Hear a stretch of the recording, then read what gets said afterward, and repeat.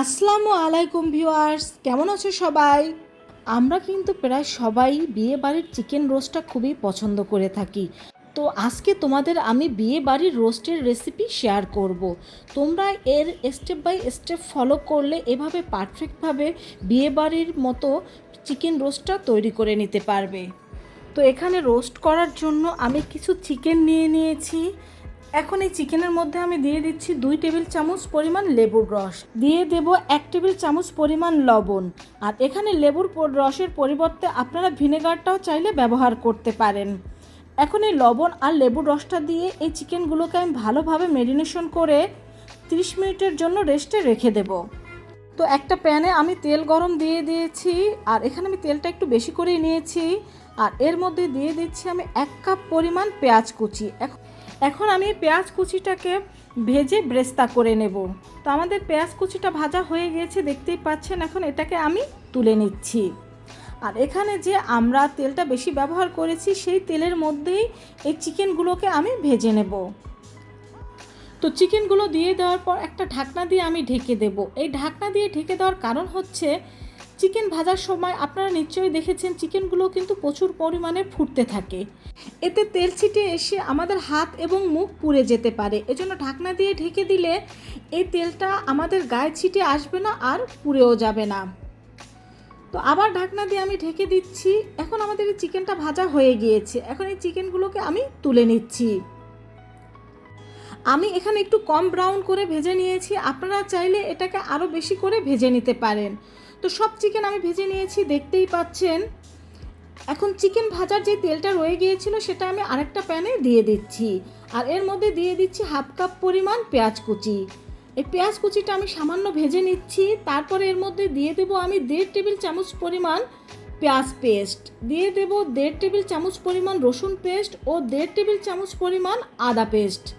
তো এখানে আমাদের যেটুকু চিকেন রয়েছে সেটুকু চিকেনে এই মশলাগুলোর প্রয়োজন রয়েছে। আর পেঁয়াজ যেহেতু কুচি দিয়েছি তাই পেঁয়াজ বাটাটা একটু কম ব্যবহার করেছি। তো এটাকে সামান্য কষিয়ে আমি এর মধ্যে দিয়ে দিচ্ছি গোটা গরম মশলা। দেখতেই পাচ্ছেন এলাচ, লং, দারচিনি ও তেজপাতা দিয়ে দিয়েছি। মশলাটা ভালোভাবে কষানোর জন্য দিয়ে দিচ্ছি সামান্য পানি, দিয়ে দিচ্ছি 1 টেবিল চামচ পরিমাণ পোস্ত বাটা এবং 2 টেবিল চামচ পরিমাণ বাদাম বাটা। এখানে আমি কাঠবাদামটা বেটে নিয়েছি, আপনারা চাইলে এখানে চীনাবাদাম বাটাটাও ব্যবহার করতে পারেন। আর দিয়ে দিচ্ছি 1 চা চামচ পরিমাণ জয়ফল, জয়ত্রী একসাথে পেস্ট করা। দিয়ে দিচ্ছি 1.5 টেবিল চামচ পরিমাণ লাল মরিচের গুঁড়ো, 1 চা চামচ পরিমাণ জিরা গুঁড়ো। এখন এই মশলাগুলোকে একসাথে আমি ভালোভাবে কষিয়ে নেব। কিছুক্ষণ ভালোভাবে কষানোর পর দিয়ে দিচ্ছি 1/2 কাপ পরিমাণ টক দই। আর টক দইটা ভালোভাবে ফেটিয়ে তারপরে ব্যবহার করতে হবে। তো এখন সব কিছু ভালোভাবে কষানো হয়ে গেলে এর মধ্যে আমি দিয়ে দেব 1 কাপ পরিমাণ গরুর লিকুইড দুধ, আর দিয়ে দেব 1 কাপ পরিমাণ পানি। আর দিয়ে দিচ্ছি এখানে আমি 1.5 টেবিল চামচ পরিমাণ চিনি। এখন এই পানিটা ফুটে ওঠা পর্যন্ত আমি অপেক্ষা করব। এটা ফুটে উঠলে এর মধ্যে আমি সব চিকেনগুলো দিয়ে দেব। তো সব চিকেনগুলো আমি দিয়ে দিয়েছি। এখন এটাকে আমি ভালোভাবে একটু নেড়ে দিচ্ছি। বন্ধুরা, তোমরা যদি আমার এই রেসিপিটা হুবহু ফলো করে এই চিকেন রোস্টটা তৈরি করতে পারো তাহলে দেখবে সবাই তোমাদের খুবই প্রশংসা করবে। এতটাই টেস্টি হয়ে থাকে এই চিকেন রোস্ট, একেবারে হুবহু বিয়ে বাড়ির মতো স্বাদ পাবে এই চিকেন রোস্টে।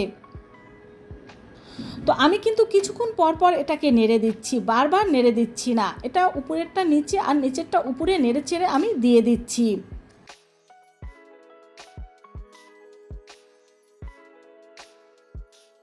তো দিয়ে দিলাম কিছু আস্ত কাঁচামরিচ।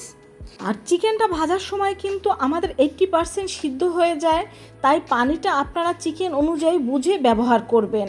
দিয়ে দিচ্ছি 3-4টে আলু বোখরা। আর দিয়ে দেব আমি এখানে সামান্য লবণ। আর এখন দিয়ে দিচ্ছি আমি 2 টেবিল চামচ পরিমাণ টমেটো সস। তো টমেটো সসটা দিয়ে দেওয়ার পর আমরা চিকেনের সাথে ভালোভাবে এটাকে মিশিয়ে নিচ্ছি। আর আমাদের চিকেনটা কিন্তু প্রায় তৈরি হয়ে এসেছে, কারণ এর ঝোলটা দেখতেই পাচ্ছেন একেবারে টেনে গেছে। আপনারা চাইলে সসটা আরও আগে ব্যবহার করতে পারেন, তবে এই পর্যায়ে ব্যবহার করলেও কোনো সমস্যা নেই। এখন দিয়ে দিচ্ছি এখানে আমরা সেই ভেজে রাখা ব্রেস্তাগুলো। এখানে আমি অর্ধেকটা ব্রেস্তা ব্যবহার করেছি, বাকি অর্ধেকটা পরে ব্যবহার করব। তো ব্রেস্তাটা দিয়ে দেওয়ার পরে কিন্তু এটাকে আমি সামান্য নেড়ে দিচ্ছি। আর রোস্টের ক্ষেত্রে পানিটা অবশ্যই বুঝে ব্যবহার করবে। বেশি পানি ব্যবহার করলে কিন্তু একেবারে চিকেনগুলো গলে যাবে, সেক্ষেত্রে রোস্টগুলো খেতে একেবারে ভালো লাগবে না। তো দেখতেই পাচ্ছ আমাদের চিকেন রোস্টটা কিন্তু একেবারে তৈরি হয়ে গিয়েছে। এখন এটাকে আমি নামিয়ে নিয়েছি, আর নামিয়ে তোমাদের আমি সার্ভ করে দেখিয়ে দিচ্ছি। আর এখানে আমি শুধু তোমাদের লেগ পিসগুলো সার্ভ করে দেখিয়ে দিচ্ছি, আর দেখেই বুঝতে পারবে কতটা টেস্টি হয়েছে আমাদের এই চিকেন রোস্ট। আর এখন থেকে আমি মনে করি তোমরাও বাসায় বসে বিয়েবাড়ির স্বাদে এরকম চিকেন রোস্টটা তৈরি করে খেতে পারবে, যদি এই রেসিপিটা তোমরা ফলো করে তৈরি করো। তো কতটা লোভনীয় হয়েছে দেখতেই পাচ্ছ আমাদের চিকেন রোস্টগুলো। আমি এখানে শুধু লেগ পিসগুলো সার্ভ করেছি, বাকিগুলো কড়াইতে রয়ে গিয়েছে। এখন এখানেও আমি দিয়ে দিচ্ছি কিছু ব্রেস্তা। তো বন্ধুরা, আশা করছি রেসিপিটি তোমাদের ভালো লেগেছে। ভালো লাগলে কমেন্ট করে জানাবে, লাইক, কমেন্ট, শেয়ার ও সাবস্ক্রাইব করে আমার পাশে থাকবে। সবাই ভালো থেকো। আল্লাহ হাফেজ।